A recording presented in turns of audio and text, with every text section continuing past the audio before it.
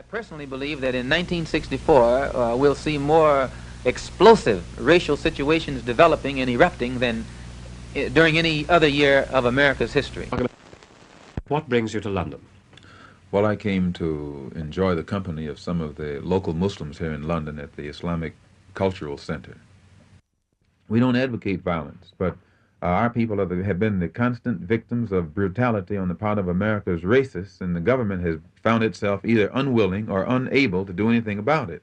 So out of necessity, we've reached a point now where our people must form self-defense units with which we can defend ourselves against the southern racists like the Ku Klux Klan, the White Citizens Councils, and others.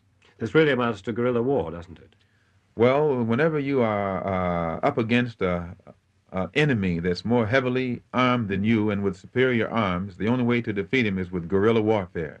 And if the oppressed people in Asia and Africa and elsewhere have to resort to guerrilla warfare to protect themselves or to gain their freedom, I think that it is only a matter of intelligence to expect 22 million black people in America eventually to develop the same strategy and the same tactics. You have been reported using the words black nationalism. Do you really mean a separate Negro state in the United States? No, we don't mean a separate Negro state, but we do feel that in areas where our people live, our political philosophy of black nationalism with us only means that we should control the politics and the politician in the community where we live. And economic philosophy of black nationalism only means that we should control the businesses and create employment opportunities for ourselves. And the social philosophy of black nationalism only means that we should do something to uplift the standard and the level of our own society and put it on par with others. How many followers do you have? We don't know. We feel that most black people in America who are dissatisfied are in strong sympathy with getting some action right now. And the only right now program, the only right now group in America is the Organization of Afro-American Unity. There's been great publicity given to the fact that heavyweight champion Cassius Clay is one of your followers. Do you think he's a sincere follower? Well, Cassius is following Elijah Muhammad, and I'm no longer a follower of Elijah Muhammad myself.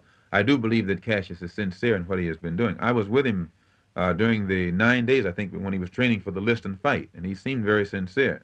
Whether he has understanding to equal his sincerity is another thing.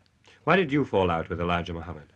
Well, some internal disagreements and differences that I would rather not go into, but I think that they will come out in public before long. These were personal differences? Well, for one thing, I believe in the religion of Islam, and I went to Mecca recently to get a better understanding of it, and I think that the black Muslim movement itself, if it doesn't adopt the Sunni practice of Islam, the orthodox practice of Islam, that it will disintegrate and fall apart.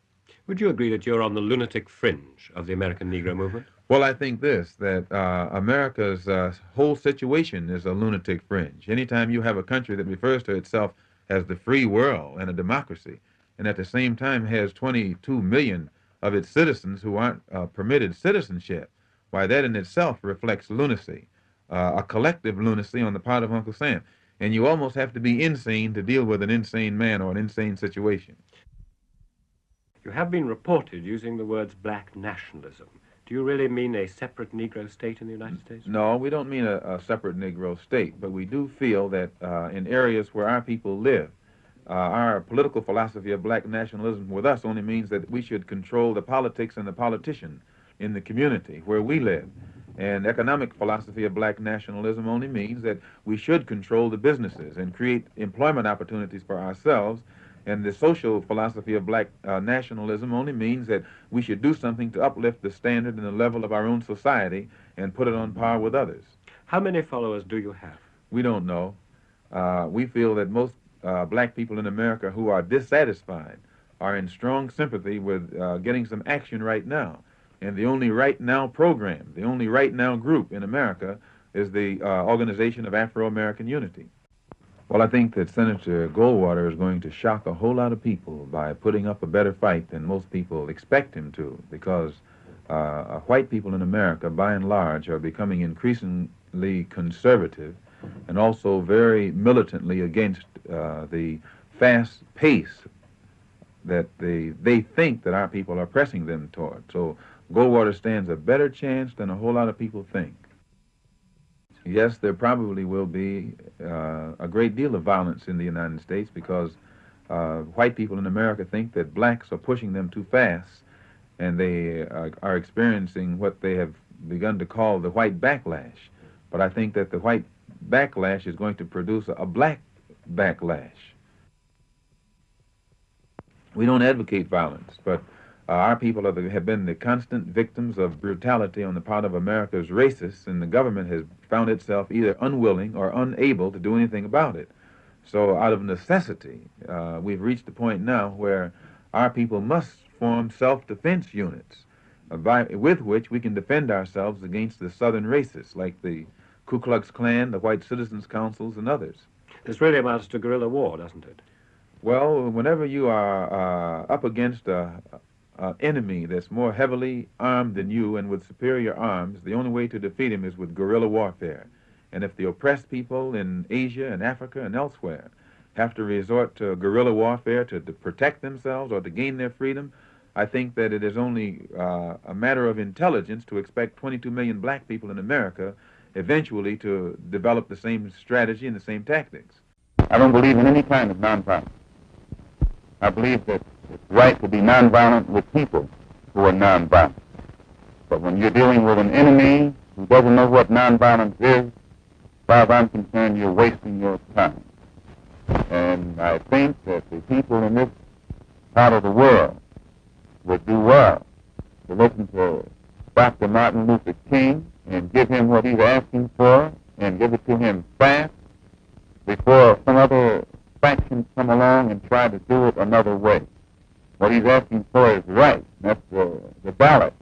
And if he can't get it the way he's trying to get it, then it's going to be got one way or the other. What would these guerrillas do once they were in these states?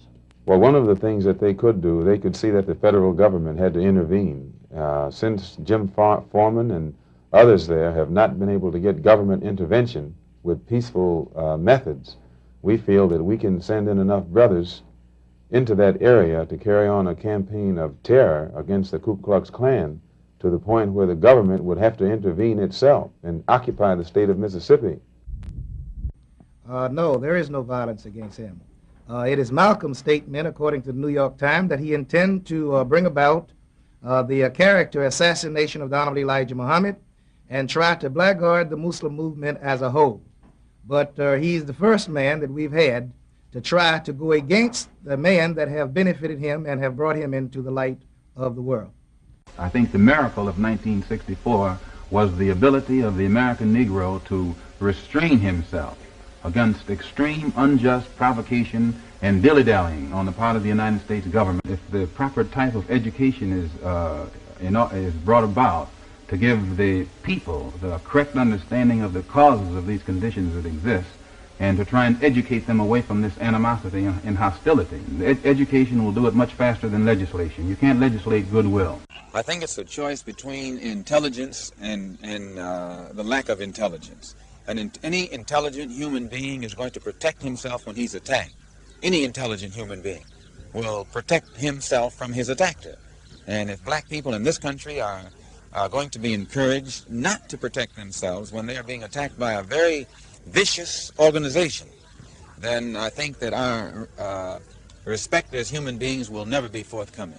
Well, people may differ in ways and means and methods, but they don't differ in the objective. The objective of every black American is complete recognition and respect as human beings. This is our objective. And you're never going to get people using the same means and the same method toward reaching any objective. By any means.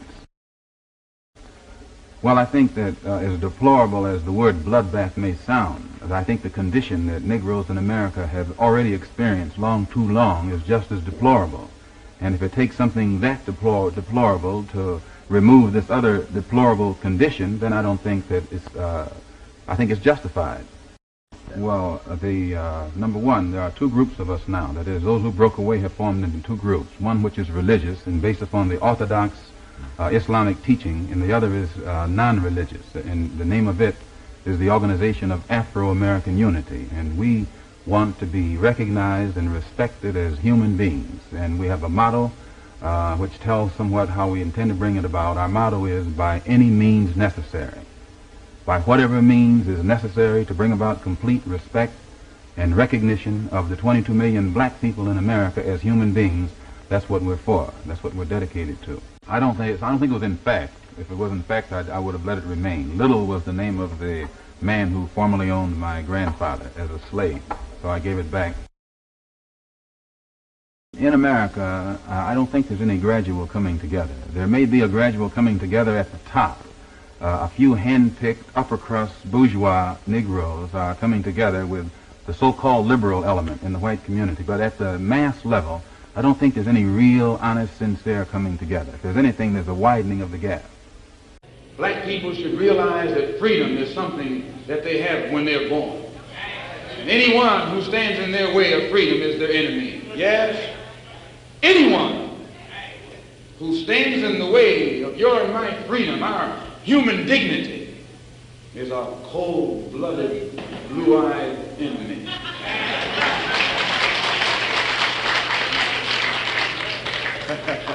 We need an organization that no one downtown loves.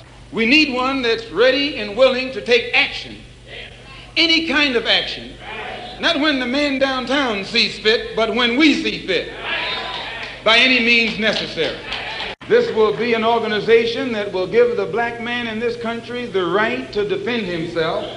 It will encourage him to defend himself, and it will teach him how to defend himself by any means necessary.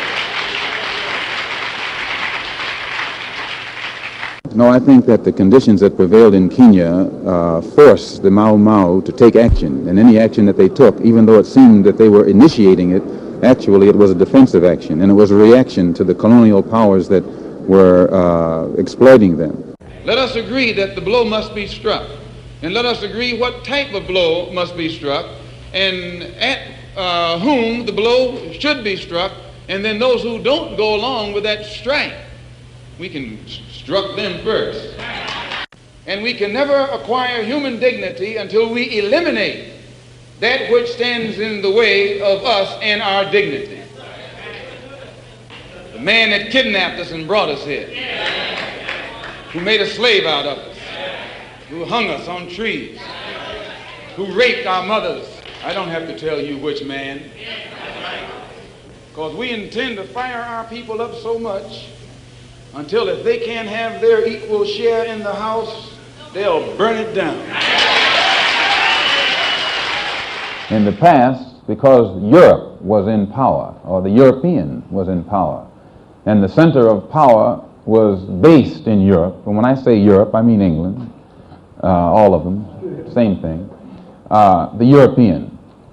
The European, being in the position of power, had one yardstick. He didn't use anybody else's yardstick. His yardstick was the yardstick. His definition was the definition. What he said was all there was to be said. The non-Europeans weren't in a position to say anything.